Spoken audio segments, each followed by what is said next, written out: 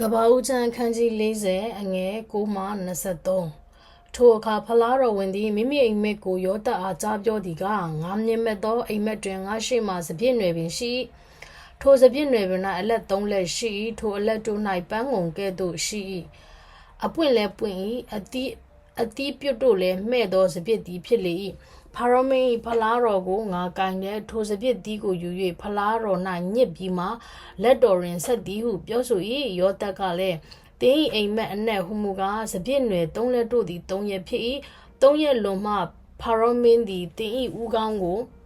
ချီးမြှောက်၍တင်းအရာကိုပြန်ပေးတော်မူသည်ဖြင့်တင်းသည်အထက်ကဖလားတော်ဝင်ဖြစ်၍ဖလားတော်ဝင်ဖြစ်၍ပြုဘူးသည့်နီးတူတပန်းဖလားတော်ကိုဖာရောမင်း၏လက်တွင်ဆက်မြဲဆက်ရလိမ့်မည်တင်သည်ချမ်းသာရသောအခါကျွန်ုပ်ကိုအောက်မေ့၍ကျေးဇူးပြုပါလော့ဖာရောဘုရင်ကိုရှောက်၍ကျွန်ုပ်ကိုဤအိမ်မှနှုတ်ယူပါအကယ်စင်စစ်ကျွန်ုပ်ကိုဟေဘဲပြည်မှခိုးယူခဲ့ကြ၏ဤပြည်မှလည်းကျွန်ုပ်၌အပြစ်မရှိဘဲထောင်ထဲမှလောင်ထားကြသည်ဟုဆိုလေ၏ထိုအိမ်မက်အနက်ကောင်းသည်ကိုစားတော်ဝင်သိမြင်လျက်ငါသည်လည်းဖြူသောတောင်း3လုံးကိုကိုယ်တိုင်ရွက်နေသည်ကိုမြင်မဲ့၏အပေါ်တောင်းတွင်ဖာရောမင်းစားတော်ခေါ်ဖို့ချက်ပြီးသောခဲပွဲစားပွဲအမျိုးမျိုးရှိ၍ငှက်တို့သည်လည်းငါရွက်သောတောင်းထဲကနှုတ်၍စားကြသည်ဟုယောသက်အားပြောဆို၏ယောသက်ကလည်းတင်းအိမ်မက်အနက်ဟုမူကားတောင်း3လုံးသည်3ရက်ဖြစ်၏3ရက်လွန်မှဖာရောမင်းသည်တင်း၏ဦးခေါင်းကိုကိုနှင့်ခွာမြောက်လျက်တစ်ပင်၌ဆွဲထားတော်မူ၍ငှက်တို့သည်တင်း၏အသားကိုနှုတ်၍စားကြလိမ့်မည်ဟုပြန်ပြော၏ထိုနောက်3ရက်လွန်သောအခါဖာရောမင်းဖွာသောနေ့ရက်၌နှစ်စဉ်ပွဲကိုခံ၍ကျွန်တော်မျိုးအပေါင်းတို့ကိုကျွေးမွေးတော်မူစဉ်တွင်ဖလားတော်ဝင်၏ဦးခေါင်းနှင့်စားတော်ဝင်၏ဦးခေါင်းကိုကျွန်တော်မျိုးတို့တွင်ဖော်တော်မူ၍အိမ်မက်အနက်ကိုယောသက်ဖတ်သည့်အတိုင်းဖလားတော်ဝင်ကိုအထက်အရာ၌တပံခန့်ထားတော်မူသည်ဖြင့်သူသည်ဖလားတော်ကိုဖာရောမင်း၏လက်တွင်ဆက်မြဲဆက်ရ၏စားတော်ဝင်ကိုမူကားဆွဲထားတော်မူ၏သို့တော်လည်းဖလားတော်ဝင်သည်ယောသက်ကိုမအောင်းမေဘဲမေလျော်၍နေလေ၏အာမင်ကဘာဦးကျမ်းအခန်းကြီး41ထိုနောက်နှစ်လွန်သောအခါဖာရောမင်းသည်အိမ်မက်ကိုမြင်မဲ့သည်ကမိမိသည်မျက်နှာ၌ရက်နေ၏အစင်းလာ၍ဝသောနွား9ကောင်တို့သည်မြစ်ထဲကထွက်၍မျက်နှာမှပေါက်သောမြက်ပင်ကိုစားလျက်နေကြ၏ထိုနွားတို့နောက်မှအစင်းမလပိန်သောနွား9ကောင်တို့သည်မြစ်ထဲကထွက်၍အရင်နွားတို့အနား၌ကမ်းပေါ်မှရက်နေကြ၏အစင်းမလပိန်သောနွားတို့သည်အစင်းလာ၍ဝသောနွား9ကောင်တို့ကိုကိုက်စားကြ၏ဖာရောမင်းလည်းနိုးလေ၏တပန်းအိပ်ပြန်၍အိမ်မက်ကိုမြင်မက်ပြန်သည်ကအလုံးကြီး၍ကောင်းသောစပါး9နံတို့သည်စပါးတပင်ထဲ၌ဖြစ်ကြ၏ထိုနောက်မှအလုံးသေး၍အရှိလေဖြင့်ပြက်သောစပါး9နံတို့သည်ပေါက်ကြ၏အလုံးသေးသောစပါး9နံတို့သည်အလုံးကြီး၍ကောင်းသောစပါး9နံတို့ကိုစားကြ၏ဖာရောမင်းလည်းနိုး၍အိမ်မက်ဖြစ်သည်ကိုသိလေ၏နက်နက်အချိန်ရောက်သောအခါဖာရောမင်းသည်စိတ်ပူပန်၍အေဂုတုဘေဒင်တပ်ပညာရှိအပေါင်းတို့ကိုခေါ်၍အိမ်မက်ကိုပြန်ကြားတော်မူ၏သို့တော်လည်းရှေ့တော်၌အနက်ကိုဖတ်နိုင်သောသူတယောက်မျှမရှိထိုအခါဖလားတော်ဝင်ကကျွန်တော်သည်ကိုအပြစ်ကိုယနေ့အောက်မေ့ပါ၏ဖာရောဘုရင်သည်ကျွန်တော်နှင့်စားတော်ဝင်ကိုအမျက်ထွက်၍ကိုရန်တော်မူအိမ်၌ချုပ်ထားတော်မူသောအခါ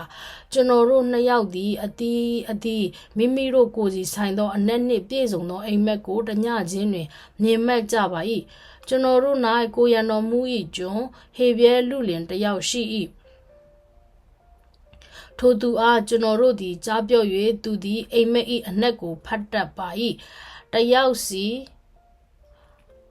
အိမ်မက်၏အနက်ကိုဖတ်ပါ၏တယောက်စီမြင်မက်သည့်အတိုင်းဖတ်ပါ၏ဖတ်သည့်အတိုင်းလည်းမှတ်မှ၏ကျွန်တော်သည်အရင်အရာကိုရပြန်၍စားတော်ဝင်းမူကားဆွဲထားခြင်းကိုခံရပါသည်ဟုလျှောက်လေ၏ထိုအခါဖာရောမင်းသည်လူကိုစေလွှတ်၍ယောသက်ကိုခေါ်တော်မူ၏ယောသက်သည်ထောင်ထဲကအလင်းအမြန်ထွက်၍မုတ်ဆိတ်ညှက်ခြင်းအဝတ်လဲခြင်းကိုပြုပြီးမှအထံတော်သို့ဝင်ရ၏ဖာရောမင်းကလည်းငါသည်အိမ်မက်ကိုမြင်မဲ့ပြီးအနက်ကိုအဘယ်သူမျှမဖတ်နိုင်တင်သည်အိမ်မက်ကိုနားလေသောဉာဏ်နှင့်အနက်ဖတ်နိုင်သည်ကိုငါကြားရပြီဟုဆို၏ယောသက်ကလည်းကျွန်တော်သည်အလိုအလျောက်မဖတ်နိုင်ပါ မတက်နိုင်မှာဖျားသခင်သည်မင်္ဂလာအဖြေစကားကိုဖာရောဘုရင်အားပေးတော်မူပါစေသောဟုလျှောက်လေ၏ဖာရောမင်းကလည်းငါမြင်မဲ့သည်မှာမျက်နှာ၌ငါရက်နေ၏အစင်းလှ၍ဝသောနွားခုနှစ်ကောင်တို့သည်မြစ်ထဲကထွက်၍မြစ်နားမှပေါက်သောမြက်ပင်ကိုစားလျက်နေကြ၏ထိုနွားတို့နောက်မှအစင်းမလှပိန်ကြုံသောနွားခုနှစ်ကောင်တို့သည်ထွက်လာကြ၏ထိုမြလောက်အယုတ်ဆိုးသောနွားတို့ကိုအေဂုတုပြည်တစ်လျှောက်လုံးတွင်တခါမျှမမြင်ရစဘူးအစင်းမလှပိန်သောနွားတို့သည်ဝသောအရင်နွားခုနှစ်ကောင်တို့ကိုကိုက်စားကြ၏စားပြီးသောနောက်စားမန်းကိုအဘယ်သူမျှမသိရအရင်ကဲ့သို့အယုတ်ဆိုးသည်၏ငါလဲနိုး၏တဖန်ငါမြင်မဲ့ပြန်ဒီကအလုံးကြီး၍ကောင်းသောစပနံခုနှစ်နံတို့သည်စပါးတပင်ထဲ၌ဖြစ်ကြ၏ထိုနောက်မှညှိုးနွမ်းလျက်အလုံးသေး၍အရှိလေဖြင့်ပြတ်သောစပါးခုနှစ်နံတို့သည်ပေါက်ကြ၏အလုံးသေးသောစပနံတို့သည်ကောင်းသောစပါးခုနှစ်နံတို့ကိုစားကြ၏ထိုအိမ်မက်ကိုဘေးတင်တက်တို့အားငါကြားပြော၍အနက်ကိုအဘယ်သူမျှမဖတ်နိုင်ဟုယောသပ်အားပြောဆိုတော်မူ၏ယောသပ်ကလည်းဖာရောဘုရင်မြင်မဲ့တော်မူသောအိမ်မက်ကတပါးတည်းဖြစ်ပါ၏ဖျားသခင်ပြုလက်တတ်သောအမှုကိုဖာရောဘုရင်အားပြတော်မူပြီးကောင်းသောနွားခုနှစ်ကောင်တို့သည်ခုနှစ်နှစ်ဖြစ်ပါ၏ကောင်းသောစပါးခုနှစ်နံတို့သည်လည်းခုနှစ်နှစ်ဖြစ်ပါ၏အိမ်မက်တော်ကတပါးတည်းဖြစ်ပါ၏ထိုနွားတို့နောက်ထွက်လာသောနွားပိန်၍အယုတ်ဆိုးသောနွားခုနှစ်ကောင်တို့သည်ခုနှစ်နှစ်ဖြစ်ပါ၏အရှိလေဖြင့်ပြတ်သောစပါးဖြင့်ခုနှစ်နံတို့သည်လည်းအစာခေါင်းမသောခုနှစ်နှစ်ဖြစ်ပါ၏ဖာရောဘုရင်အားကျွန်တော်လျှောက်လိုသောအရာဟုမူကားဘုရားသခင်ပြုလက်တတ်သောအမှုကိုဖာရောဘုရင်အားပြတော်မူ၏အေဂုတုပြည်တစ်လျှောက်လုံးတွင်ဝါပြောသောနှစ်ခုနှစ်နှစ်ရှိလိမ့်မည်ထိုနောက်မှအစာခေါင်းမသောနှစ်ခုနှစ်နှစ်ပေါ်လာ၍အေဂုတုပြည်၌အလုံးစုံသောဝါပြောခြင်းသည်တိမ်မြုပ်လက်အစာခေါင်းမခြင်းအပြင်တပြည်လုံးပျက်စီးလိမ့်မည်အစာခေါင်းမခြင်းသည်အလွန်အားကြီးသောကြောင့်အရင်ဝပြောခြင်း၏လက္ခဏာမထင်ရဖာရောဘုရင်သည်ထပ်၍အိမ်မက်ကိုမြင်ရသည့်အရာမှာထိုအမှုကိုဘုရားသခင်မြဲမြံခိုင်ခန့်စေ၍အလင်းအမြန်စီရင်တော်မူလိမ့်မည်တို့ဖြစ်၍ဖာရောဘုရင်သည်ဉာဏ်ပညာနှင့်ပြည့်စုံသောသူကိုရွေးချယ်၍အေဂုတုပြည်ကိုအုပ်စိုးစေတော်မူပါခံထားတော်မူသောသူသည်လည်းတပြည်လုံး၌အကြီးအကျယ်တို့ကိုခံထား၍ဝါပြောသောနှစ်ခုနှစ်နှစ်ပတ်လုံးတပြည်လုံးတွင်ငါးဖို့တဖို့ကောက်ယူကြပါစေထိုသူတို့သည်ဖြစ်လက်တန့်သောမင်္ဂလာနှစ်တို့တွင်ရိတ်ခါရှိသမျှကိုစုယုံ၍ဖာရောဘုရင်ထံ၌စပါးများကိုစီးပူးကြပါစေ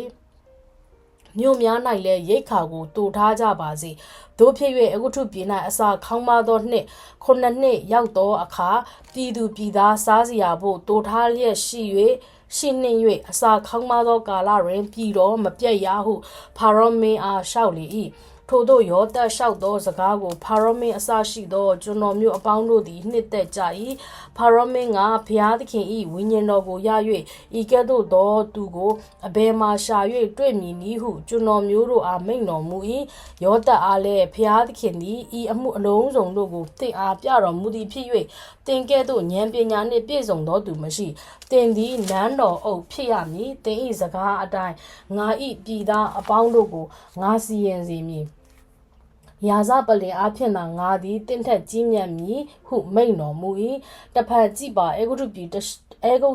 တပြည်လုံးကိုတင်အုပ်စိုးစေခြင်းကငါခန့်ထားပြီဟုယောသပ်အားမိန့်တော်မူလျက်လက်စွပ်တော်ကိုချွတ်၍ယောသပ်လက်၌ဆွတ်စေတော်မူ၏ပိတ်ချောအဝတ်ကိုလည်းဝတ်စေ၍လယ်ပင်၌ရွှေစလွယ်ကိုဆွဲပြီးလျှင်ဒုတိယယထာတော်ကိုစီးစေတော်မူ၏ပြတ်ဝတ်၍နေကြဟုသူရှိမှဟစ်ကြ၏ထိုတို့လျင်အေဂုတုပြည်တပြည်လုံးကိုအုပ်စိုးစေတော်မူ၏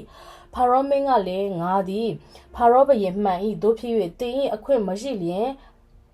အေဂုတုပြည်တစ်လျှောက်လုံးတွင်အဘယ်သူမျှမိမိလက်ခြေကိုမကြွားရဟုမိန့်တော်မူ၏ဖာရောမင်းသည်လည်းဇာဖနာတဖာနာဒီဟုသောဘွဲ့နာမနှင့်ယောသပ်ကိုချီးမြှောက်၍ဩနာမြို့၏ယစ်ဘရောဟိတ်ပေါတိဖေရာ၏သမီးအာတနတ်နှင့်စုံဘတ်စေတော်မူ၏ထို့သောယောသပ်သည်အေဂုတုနိုင်ငံအုပ်အရာနှင့်အထံတော်ကထွက်လေ၏ ယောသက်သည်အေဂုထုရှင်ဘရင်ဖာရောမင်းထံ၌အခွင့်ရသောအခါအနှစ်30ရှိသည်အထံတော်ကထွက်၍ဥက္ကဋ္ဌပြည်တစ်လျှောက်လုံးသို့သွားလေ၏ဝါပြောသောနှစ်9နှစ်ပတ်လုံးအမြေအသီးအနှံတို့သည်အလွန်များပြားကြ၏9နှစ်ပတ်လုံးအေဂုထုပြည်တွင်ရှိသမျှသောရိတ်ခါကိုစုယုံ၍မြို့တို့၌တိုထားလေ၏မြို့ပတ်ဝန်းကျင်လယ်တို့၌ရသောရိတ်ခါကိုမြို့အသီးတို့တွင်တိုထားလေ၏စဘာကိုကသမုတ်တရားတဲလုံးနှင့်အမျှအလွန်များစွာစုထား၍မရေတွက်နိုင်အောင်များသောကြောင့်မရေတွက်ဘဲနေသည်အစာခေါင်းပါသောနှင့်မရောက်မီယောသက်သည်ဩနာမြို့၏ယေဘရဟိတ်ပေါတိဖေရာ၏သမီးအာတနတ်တွင်သားနှစ်ယောက်တို့ကိုမြင်ရ၏သားဦးကိုကမနာရှေအမည်ဖြင့်မှဲ့လေအကြောင်းမူကားငါခံရသမျှသောပင်ပန်းခြင်းနှင့်ငါအဘ၏အိမ်သားအပေါင်းတို့ကိုငါမေ့စေခြင်းကဖျားသခင်ပြုတော်မူပြီးဟုဆိုသည်နောက်ရသောသားကိုကအေဖရိမ်အမည်ဖြင့်မှဲ့လေ၏အကြောင်းမူကားဖျားသခင်သည်ငါဆင်းရဲခံရသောပြည်၌ငါကိုပွားများစေတော်မူပြီးဟုဆိုသည်ထိုနောက်အေဂုတုပြည်၌ဝါပြောသောနှစ်9နှစ်ကုန်လေ၏ယောသက်ပြောသည့်အတိုင်းအစာခေါင်းပါသောနှစ်တို့သည်ရောက်စာရှိ၏ထိုအခါခတ်သိမ်းသောပြည်တို့၌အစာခေါင်းပါခြင်းရှိတော်လေအေဂုတုပြည်၌ဆန်စပါးရှိသေး၏နောက်တစ်ဖန်အေဂုတုပြည်သူပြည်သားအပေါင်းတို့သည်မွတ်သိပ်သောအခါစားစရာကိုရပါမည်အကြောင်းဖာရောမင်းထံ၌ကြွေးကြော်ကြ၏ဖာရောမင်းကလည်းယောသက်ထံသို့သွားကြသူစီရင်သည့်အတိုင်းပြုကြဟုအေဂုတုပြည်သူပြည်သားအပေါင်းတို့ကိုမိန့်တော်မူ၏မြေပြင်တစ်လျှောက်လုံး၌အစာခေါင်းမသောအခါယောသက်သည်စပါးကြည်ရှိသမျှတို့ကိုဖွင့်၍အေဂုတုလူတို့အားရောင်းလေ၏ထိုအခါအေဂုတုပြည်၌အစဉ်အတိုင်းအစာခေါင်းမသည်ခတ်သိမ်းသောပြည်တို့၌လည်းအလွန်အစာခေါင်းမသောကြောင့်အတီးသောပြည်သားတို့သည်စပါးကိုဝယ်ခြင်းကအေဂုတုပြည်ယောသက်ထံသို့လာရောက်ကြ၏အာမင်ကဘာဦးကျမ်းအခန်းကြီး42အငယ်1မှ28အေဂုတုပြည်၌စပါးရှိကြောင်းကိုယာကုပ်ကြားသည်လျင်သင်တို့သည်အဘယ်ကြောင့်တယောက်ကိုတယောက်ကြည့်ရှု၍နေကြသည်။အေဂုတုပြည်၌စပါးရှိကြောင်းကိုငါကြားရပြီ။ငါတို့သည်မသေးအသက်ရှင်မည်အကြောင်းထိုပြည်သို့သွား၍ငါတို့အဖို့ကိုဝယ်ကြလောဟုမိမိသားတို့အားဆိုသည့်အတိုင်းယောသက်၏အကိုတကျိတ်တို့သည်စပါးကိုဝယ်ခြင်းကအေဂုတုပြည်သို့သွားကြ၏။ယောသက်၏ညီဗေယမိန်ကိုကအကိုတို့နှင့်အတူယာကုပ်သည်မစေမလွတ်အကြောင်းမူကားသူ၌ဘေးရောက်ကောင်းရောက်လိမ့်မည်ဟုစိုးရိမ်သည်ထိုအခါခါနန်ပြည်၌အစာခေါင်းပါသောကြောင့်အေဂုတုပြည်သို့ရောက်လာသောသူတို့တွင်ဣသေလသားတို့သည်စပါးကိုဝယ်ခြင်းကလာကြ၏ယောသက်သည်နိုင်ငံအုပ်ဖြစ်၍ပြည်သားအပေါင်းတို့အားရောင်းသောအမှုကိုစီရင်လေ၏ယောသက်အကိုတို့သည်လာ၍သူရှိမှဥညွတ်ချကြ၏ယောသက်သည်အကိုတို့ကိုမြင်လျင်သိ၏သို့တော်လည်းမသိဟန်ဆောင်၍ကြမ်းတမ်းစွာပြောလျက်သင်တို့သည်အဘယ်ကလာကြသနည်းဟုမေး၏သူတို့ကလည်းအစာကိုဝယ်ခြင်းကခါနန်ပြည်ကလာကြပါသည်ဟုလျှောက်ကြ၏ယောသက်သည်အကိုတို့ကိုသိတော်လဲသူတို့သည်ယောသက်ကိုမသိကြယောသက်သည်သူတို့အကြောင်းနှင့်မြင်ရသောအိမ်မက်တို့ကိုအောက်မေ့လျက်သင်တို့သည်ဒုရှုဖြစ်ကြ၏ပြည်တော်၌အားနည်းသောအရက်ကိုကြည့်ရှုခြင်းကလာကြပြီဟုဆိုလျင်သူတို့ကမဟုတ်ပါသခင်ကိုရောဤကျွန်တို့သည်အစာကိုဝယ်ခြင်းကသာလာကြပါ၏ကျွန်တော်တို့သည်တယောက်တည်းသောသူ၏သားဖြစ်ကြပါ၏ဖြောင့်မတ်သောသူလည်းဖြစ်ကြပါ၏ကိုရောဤကျွန်တို့သည်ဒုရှုမဟုတ်ပါဟုလျှောက်ကြ၏ယောသက်ကလည်းမဟုတ်ဘူးပြည်တော်၌အားနည်းသောအရက်ကိုကြည့်ရှုခြင်းကလာကြပြီဟုဆိုပြန်၏သူတို့ကလည်းကိုရောကျွန်တို့သည်ခါနန်ပြည်၌တယောက်တည်းသောသူ၏သားညီအကိုတစ်ကြိမ်နှစ်ယောက်ဖြစ်ကြပါ၏အငယ်ဆုံးသောသူကအဘနှင့်အတူယခုရှိရပါ၏တယောက်ကမရှိပါဟုလျှောက်ပြန်လျင်ယောသက်ကသင်တို့သည်တရှုဖြစ်ကြ၏ဟုငါဆိုသည့်အရာမှာသင်တို့ကိုအဘယ်သို့စုံစမ်းရမည်နည်းဟုမူကားအငယ်ဆုံးသောညီမလာလျင်ဖာရောဘုရင်အသက်ရှင်တော်မူသည့်အတိုင်းသင်တို့သည်ဤအရမှမထွက်မသွားရသင်တို့စကားမှန်သည်မမှန်သည်ကိုစုံစမ်း၍သိစေခြင်းကသင်တို့တွင်တယောက်သောသူကိုစေလွှတ်၍ညီကိုဆောင်ခဲ့စေကျွင်းသောသူတို့ကိုထောင်ထဲမှချထားမည်သို့မဟုတ်ဖာရောဘုရင်အသက်ရှင်တော်မူသည့်အတိုင်းအကယ်စင်စစ်သင်တို့သည်တရှုဖြစ်ကြ၏ဟုဆိုပြီးလျှင်အကိုအပေါင်းတို့ကို3ရက်ချုပ်ထားလေ၏3ရက်မြောက်သောနေ့၌ယောသက်သည်သူတို့ကိုခေါ်၍ငါသည်ဘုရားသခင်ကိုကြောက်ရွံ့သောသူဖြစ်၏တို့ဖြစ်၍သင်တို့သည်အသက်ချမ်းသာစေခြင်းကပြုရသောအမှုဟုမူကားသင်တို့သည်ဖြောင့်မတ်သောသူမှန်လျင်ဖ တင်းတို့ညီအကိုတို့တွင်တစုံတစ်ယောက်ကိုထောင်အိမ်၌အချုပ်ခံလျက်နေစီပြီးလျင်ကျွင်းသောသူတို့မူကားတွားကြလောအိမ်သူအိမ်သားတို့၌အစာခေါင်းပါသောကြောင့်စပားကိုယူ၍